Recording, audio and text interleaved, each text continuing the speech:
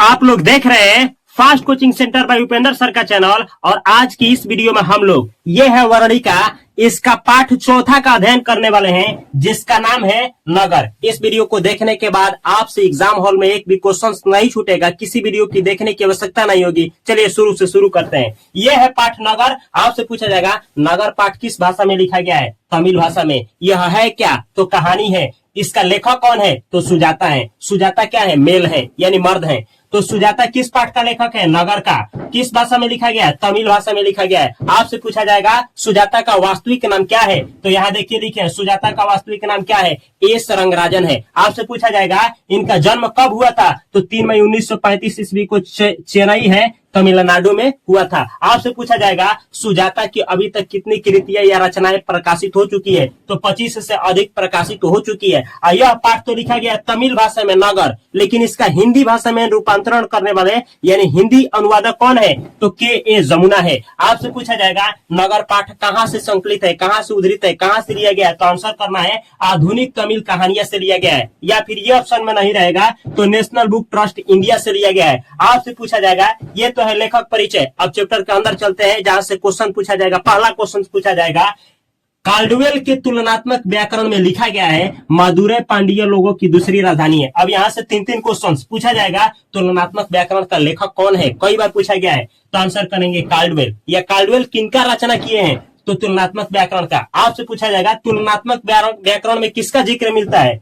तो मदुरै पांड्य लोगों की दूसरी राजधानी है।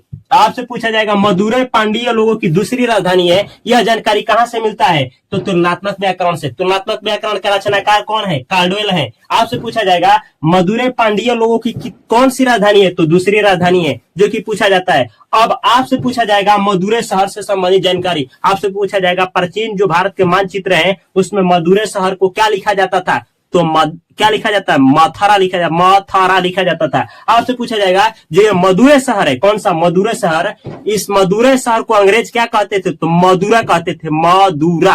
आपसे पूछा जाएगा मदुरै शहर को यूरोप के लोग क्या कहते थे? तो इसको यूनान के लोग जो होते थे ना, इसको कहते थे क्या चीज कहते? तो मेदोरा कहते थे। तो ये क्वेश्चन से यहाँ से पूछा जाता था, अब पूछा जाता है। अब देखिए चैप्टर के अंदर चला जाए। अब होता है क्या है, एक होती है वलियमाल जो मुनांडी पट्टी के रहने वाली होती है। इसकी एक पपाती होती है। इस पपाती को बुखार हो जाता है और ना बुखार होता है तो गांव ही के डॉक्टर ना इसको इलाज करने से मना कर देते हैं, भेज देते हैं क्या चीज? बड़ा हॉस्पिटल है। यही गई होती है कहाँ? मदुरै शहर। मदुरै शहर में एक बड़ा सा अस्पताल होता है और उसका एक बड़ा सा डॉक्टर होते हैं। यह है डॉक्टर की जानकारी जो क्वेश्चन पूछा जाता है। यह है पपाती की जानकारी जिससे क्वेश्चन आता है। यह है वलियमाल की जानकारी जिससे क्वेश्चन आता है। चलिए एक बार देख लेते हैं। अब पूछा जाएगा पपाती से संबंधित, पपाती को कौन सा रोग था? मेनिंजाइटिस था।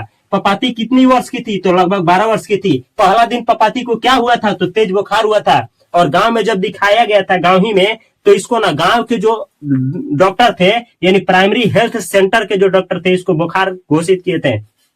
अब जो बड़े डॉक्टरी में गया था मदुरै शहर में, इसको लेकर के गया था, तो उसमें ना इसको किस पर लेटाया गया था? तो स्ट्रेचर पर। एग्जाम में आता है स्ट्रेचर पे लिटाया गया था। स्ट्रेचर जो देखिएगा व्हील चेयर होता है जिसपे मरीज को लेकर के जाता है, उस पर लेटाया गया था। अब स्ट्रेचर पे जब ये लेटी थी या बेहोश हो गई थी तो कितने डॉक्टर उसको घेर करके खड़े थे? तो 6 डॉक्टर घेर करके खड़े थे। वहीं पे डॉक्टर धनशेखरन उसी में पॉल थे और उसी हॉस्पिटल में क्लर्क भी थे। उसी में उस डॉक्टरी का मदुरै शहर का जो डॉक्टरी था उसमें सबसे बड़ा जो हेड नर्स थे उनका नाम क्या था? तो मिरांडा था, मिरांडा। अब देखिए ये है पपाती की माँ वलियमाल। वलियमाल के किस गांव के दोनों थे? तो मुनांडी पट्टी। आपसे पूछा जाएगा वलियमाल कहाँ की रहने वाली थी? मुनांडी पट्टी।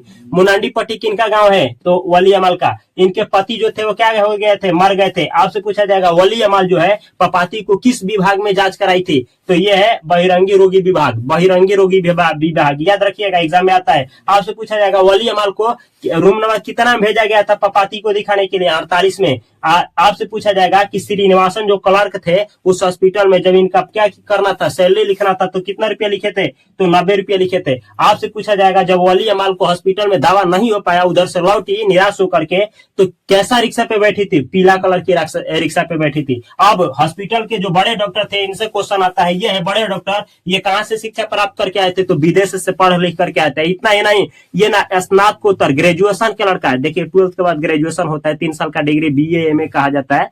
तो वही ग्रेजुएशन के लड़के को क्या करते थे? पढ़ाते थे। टीचिंग का, ये टीचिंग कराते थे, ये प्रोफेसर थे, प्रोफेसर। यही जो थे ना, दो दो वाक्य बोले थे जो एग्जाम में आता है। पहले इसको जब भर्ती कराना होता था उस समय इस 6 डॉक्टर में ये थे खड़े, इनके और 5 जो छात्र थे वही थे। अब ये बोले थे, उस समय बोले थे acute case of meningitis notice दी, बोले थे इसको जांच किया ना, ऐसे किए, क्या किए, आए और इसको गाल ऐसे किए और पपनी उठाए हाथ से, इसके बाद से ऐसे उठाने के बाद से इसको गाल को दबाया, मुड़ी ठपठपाया, बोले कि acute case of this meningitis, यह जो केस है मेनिंजाइटिस का है। मेनिंजाइटिस जो होता है दिमाग का बीमारी होता है, आदमी मर जाता है, इतना बोले होते हैं। कहते इस केस को कवर करो, इसको क्या करो, नोट करो, ये क्या है, मेनिंजाइटिस है। उसके बाद ये सब डॉक्टर 5 जो होते हैं पारा पारी से चेक किए होते हैं किसको, इस छोटी सी लड़की को, और ना इस एक थर्मोस्कोप होता है, आंख का इलाज किया जाता है, इससे इसका जांच किया जाता है और कुछ कुछ लिखे होते हैं लोग। और लास्ट में यही जो होता है ना, बड़े डॉक्टर एक और चीज बोले होता है, I don't care, I want that girl admit now, right now. यह वाक्य किनके द्वारा बोला गया था, बड़े डॉक्टर के द्वारा। तो यह छोटी सी वीडियो में आप लोगों को संपूर्ण जानकारी देने का प्रयास किए हैं। वीडियो अच्छा लगा है तो अपने दोस्तों के साथ और अपने भाइयों के पास, जो भी 10th क्लास में उनके पास अवश्य शेयर करें और उनके पास शेयर करना ना भूलें। अच्छा लगा है तो इस चैनल को सब्सक्राइब करके बेल आइकन की घंटी को भी दबा लें, और सोशल मीडिया पे इंस्टाग्राम, फेसबुक, जहां भी आप फास्ट कोचिंग सेंटर को ज्वाइन करना चाहें ज्वाइन कर सकते हैं। मैं मिलता हूं बेहतर कंटेंट के साथ अगली वीडियो में, तब तक के लिए आप सभी को तहे दिल से नमस्कार। Thanks for watching this video अच्छा लगा हो तो इस चैनल को सब्सक्राइब करना, बेल आइकन की घंटी को दबाना। यहाँ पे भी बहुत सारे चैनल है और यहाँ पे भी प्लेलिस्ट है, इसको देखना ना भूलें।